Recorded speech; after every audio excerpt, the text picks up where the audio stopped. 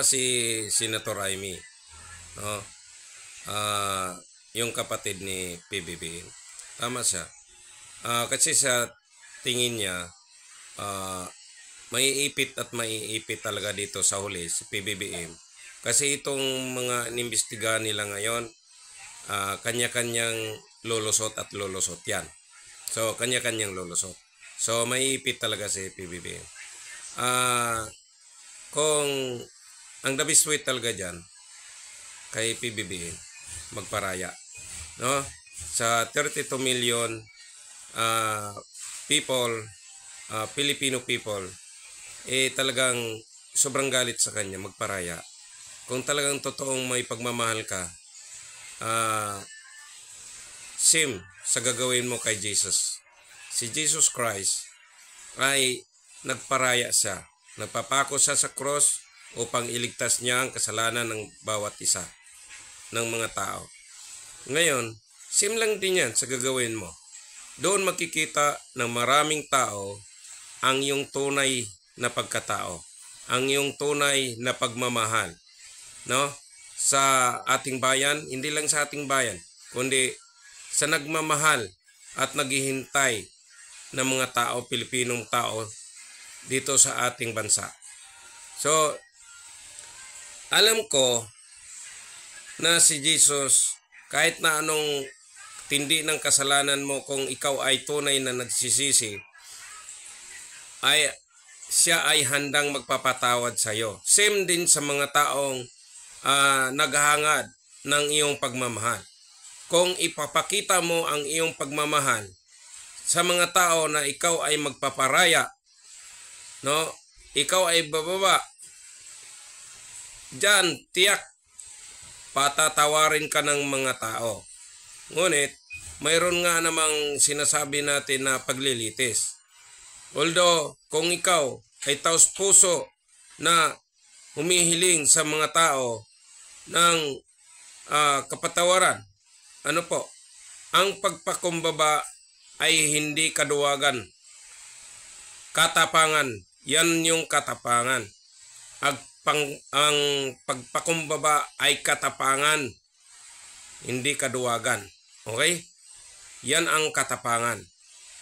So kung gagawin nyo yan at di kayo magpasolsol dyan sa kabilang grupo na naghihintay at sisirain lang kayo, dalawa, magkaibigan, no? Ang dalawang magkaibigan, sinong nagpapahiwalay dyan? Si Satanas, si demonyo. Yung kabilang grupo ang nagsusulsol sa iyo upang paghiwalayin kayong magkaibigan, upang kayo ay buwagin, no? Para hindi kayo magkaisa. Oh. Sino bang kalaban ni Jesus? 'Di ba? Si Satanas. Oh, sino bang nasa paligid ni PBBM ngayon? Ng mga nagsosolsol upang sirain ang pagkakaibigan nila. 'Di ba? Upang sirain ang layunin ng Panginoon. 'Di ba po? Ang layunin ng Panginoon ay kapayapaan. Layunin ng Panginoon ay pag-ibig. Ngunit, asan yung pag-ibig? Asan yung pagmamahal mo? Kung tunay kang nagmamahal, marunong kang magparaya, magpapako sa cross.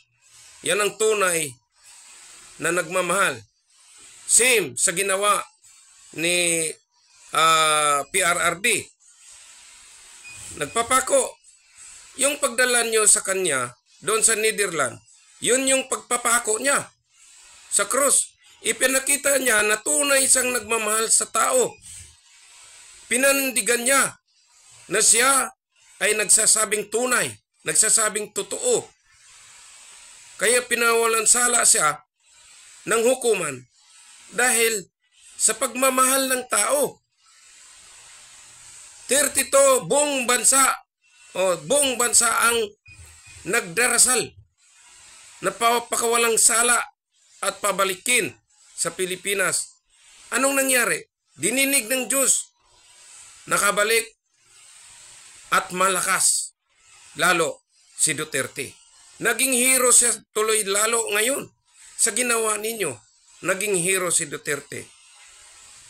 Di ba? Kaya nagpapasalamat patuloy ang mga tao sa ginawa ninyo. Yang hindi ninyo pinag-iisipan. Ang nasa puso ninyo kasi, paghihiganti, puot. No? Puot at paghihiganti. Wala kayong palalampasin kundi saktan ang kapwa ninyo. Patahimikin. Sinong may solsol? Kabilang grupo. No? Nakalaban talaga nagdidiin sa Marcos. Sino bang nagdidiin sa Marcos noon? Kapanahonan. Sinong ayaw ipalibing ang Marcos Sr. noon kapanahonan? Sila rin ang lumalapit ngayon. Pinagsamantala nila ngayon ang kaguluhan at ang kahinaan ni PBBM ngayon. Pinagsamantalaan talaga nila ngayon. Kaya, PBBM, makinig ka sa kapatid mo. Huwag kang makinig sa nakapaligid sa iyo. Ayan, nasa tabi mo lang. Nasa tabi mo lang ang didiin sa iyo upang sisirain ka. Upang sisirain ka. Ipakita mo ang tapang mo, ang iyong tunay na pagmamahal sa kapwa mo, sa tao. Tunay na pagmamahal mo sa bansa. Ipakita mo. Alam ko, mabait ang puso mo. Alam ko, andyan yung pagmamahal mo. Ngunit natabunan dahil sa sulsol ng mga ibang tao upang sirain ka. Huwag kang makinig na nasa paligid po ninyo. Magparaya ka. Magparaya ka at ipagdarasal ka. Ipaintindi mo sa tao kung bakit nagkaganyan ka. Maniwala ka sa akin, PBBM. Maniwala ka. Mayawa ang Diyos. Marunong magmahal ang Diyos. Marunong magpatawad ang Diyos. So sino ba ang hindi magpapatawad sa iyo? Naintindihan, imbis na magalit nga ako sa iyo, hindi eh. Mas lalong naawa ako sa iyo. Galit ako sa iyo pero naaawa ako sa iyo. Kasi sa huli, laglag at mag-iisa ka. Mag-iisa ka sa huli.